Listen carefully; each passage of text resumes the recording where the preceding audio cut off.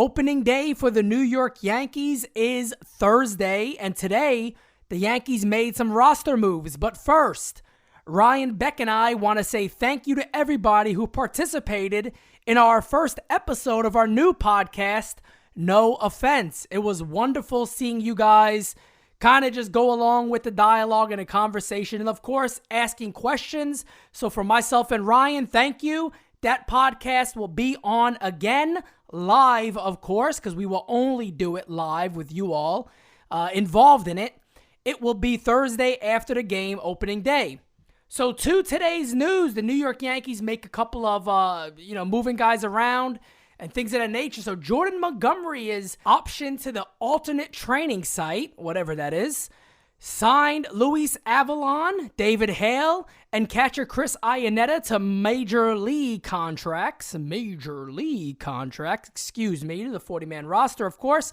Placed right-handed pitcher Dan Otero on the restricted list. Additionally, the Yankees reassigned infielder Matt Duffy, outfielder Estevan Florial, right-handed pitcher Deivi Garcia, outfielder Zach Granite, catcher Eric Kratz, right-handed pitcher Brooks Christie, left-handed pitcher Tyler Lyons, right-handed pitcher Nick Nelson, right-handed pitcher Clark the Man Smith, right-handed pitcher Nick Tropiano, right-handed pitcher Miguel Yahude, and right-handed pitcher Tony Zekiel to the alternate training site also. So some fans are up in arms immediately about, oh my God, how in the world does Jordan Montgomery not make the team? But folks, it's not a big deal. He's probably going to get a start at the alternate training site. They'll keep his arm going. He'll probably be up after about 2 weeks. So the Yankees, what it looks like they will do is they will probably go with 4 starters to start things out and then go on from there. So what you could look at for the Yankees, let's just go by what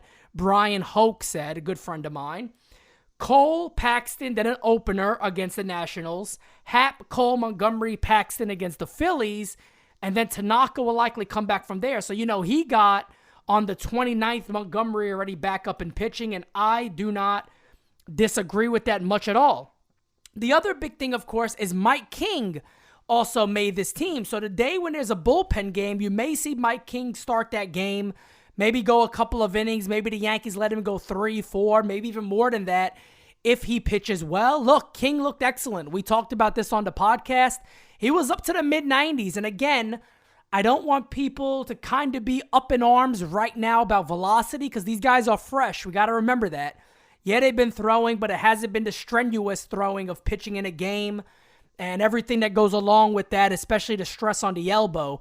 But right now, the way he looks, he is a very strong option. He had to show something during summer camp, and he did that. He looked absolutely terrific, deserves to make the team. Again, Clark Smith will be up, folks. Do not get too concerned about that. I know a lot of Yankee fans are like, I just don't get it. It makes no sense to me. It makes sense to me, and I'm probably the biggest fan out there. As you guys know, I've been talking about him for a long time. I'm not upset with this. He is going to be up with this club. He's going to have a chance to really make an impact this year and could be a regular in the rotation as soon as next year. So I am not overly concerned at all. Deivi Garcia, obviously he should be down. He should be getting more work in.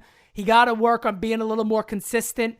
We saw him against the Mets. The breaking ball wasn't there and he was just a fastball pitcher. But again, what we got to remember, guys like Nick Nelson, Garcia, Christie, all of these guys can be really beneficial to the Yankees this year, whether it's starting or out of the bullpen. Nelson is a starter now. Christie is a guy who pitches out of the bullpen anyway. Christie. But overall, I'm not concerned with where the Yankees are. I'm actually overly excited with where the New York Yankees are. Thursday is almost here. We got a day in between. Then it's opening day. Me and Ryan Beck, of course, are going to have the No Offense podcast for you guys live once the Yankees and Nationals wrap up. You do not want to miss it. Bring your questions. Be prepared.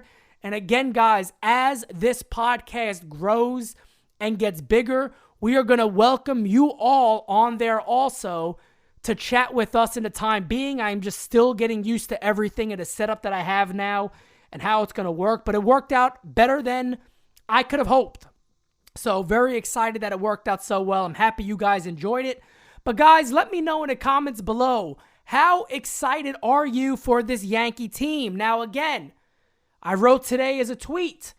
I said, man, the Yankees looked deadly in 162 games with the roster on paper, but they are a whole different animal for 60 games, especially with the arms they have that can come up and even pitch out of the pen if they need them to. Offense looks great. Everything we talked about in the podcast, go rewatch that if you want to get some more information from us. But guys, again, Thursday, after opening day, make sure you are there to check us out.